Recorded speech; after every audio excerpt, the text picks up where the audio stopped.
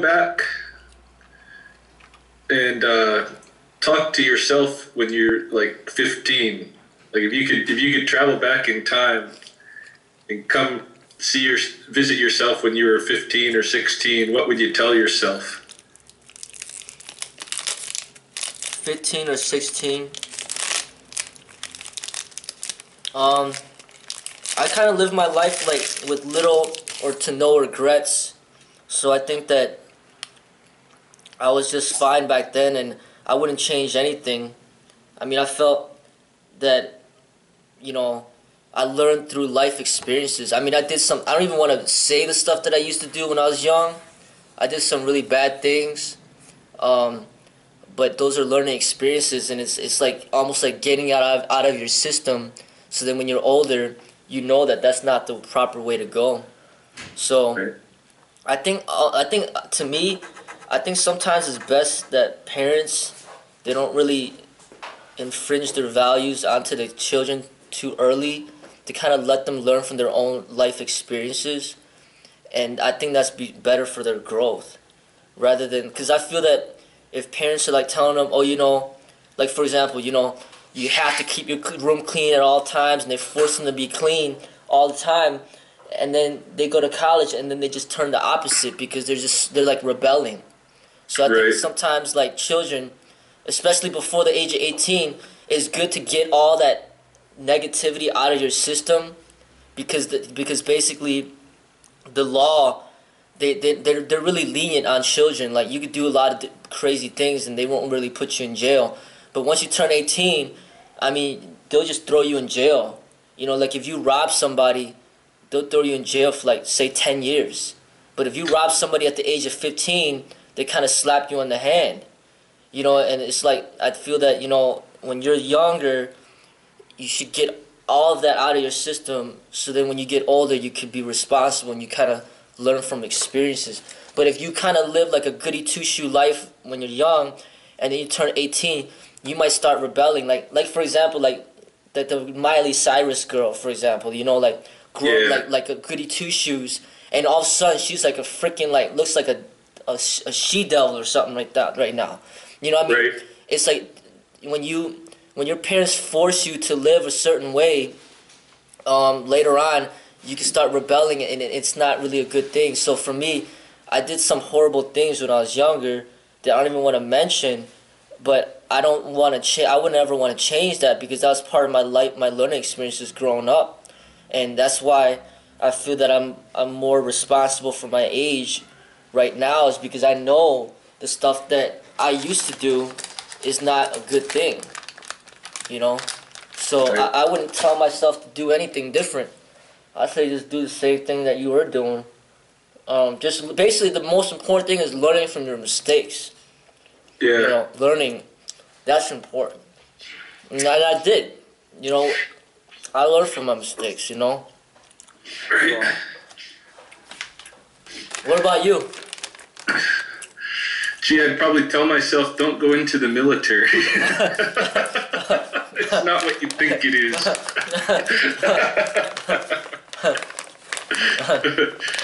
Be a cop or something like that instead. Those. Yeah, I think there was things like, I agree that that you got to let people have their own learning experiences, and that's part of growing. And I don't have any regrets either of stuff I did in life. It just brought me to where I am and who I am and everything. So, but all the same, like, I do think there's some pitfalls I might be able to save myself from. Oh.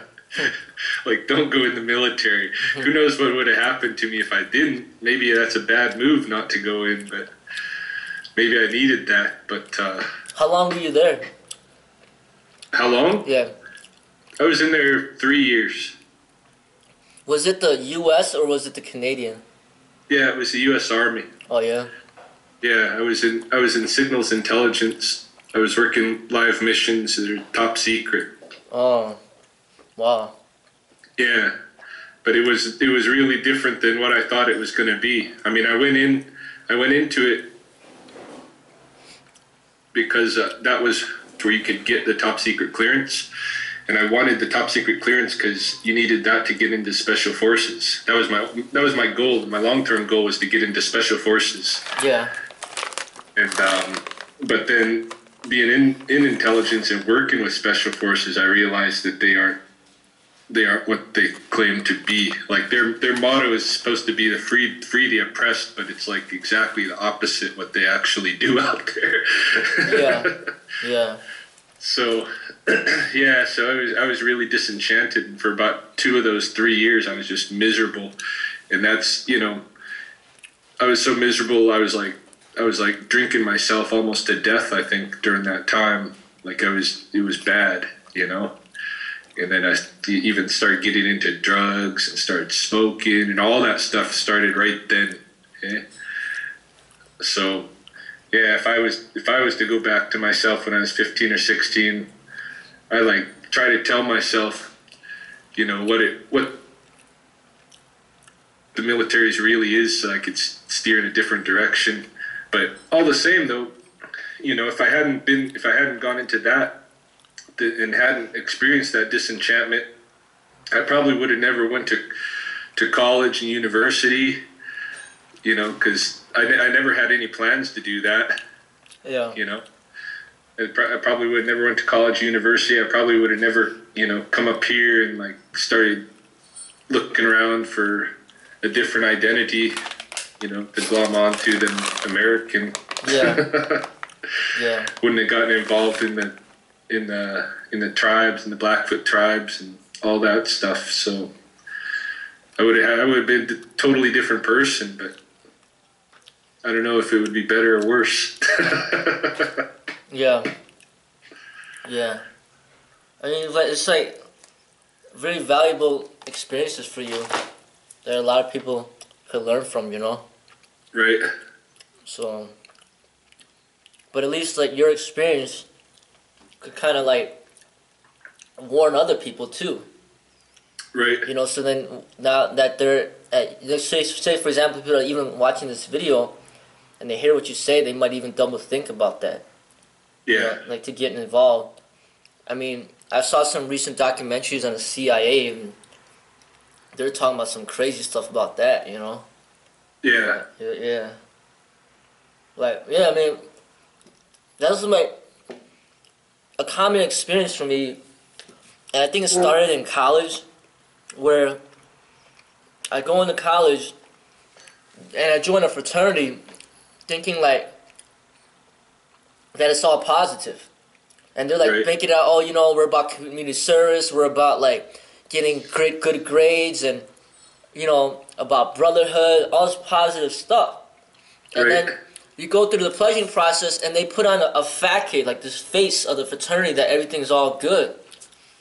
But then once you get in, you see like all this dysfunction. I mean, you know, it's all about drinking and womanizing and just like a lot of like hatred amongst the people in there and a lot of negativity, and I didn't like that. And it was very disappointing to me, to the point where it made me I got very sad and I wanted to quit right away.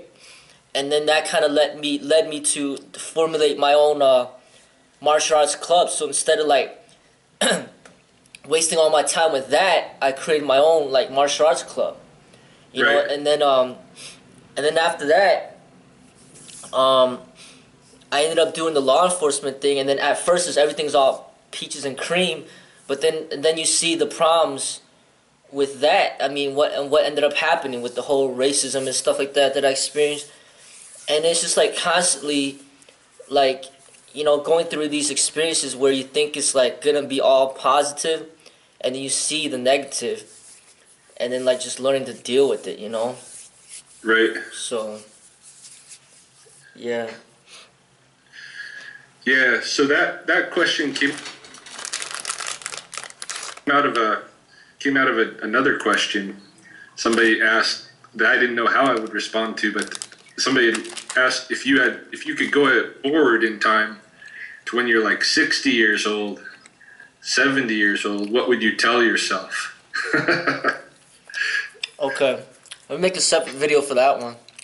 Yeah.